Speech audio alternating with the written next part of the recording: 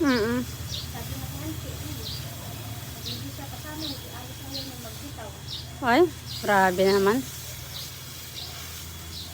Yung iba kanyang tabas sa Manila, hindi lahat meron. Mm. Sa nakasunti, magbigay siya para may dagdag budget. Kaya nga.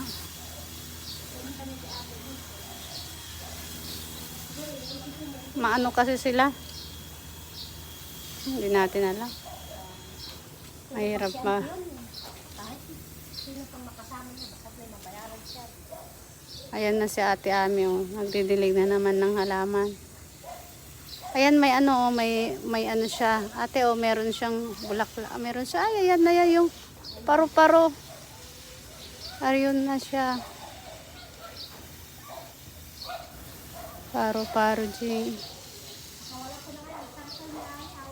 Saan yung turtle niya?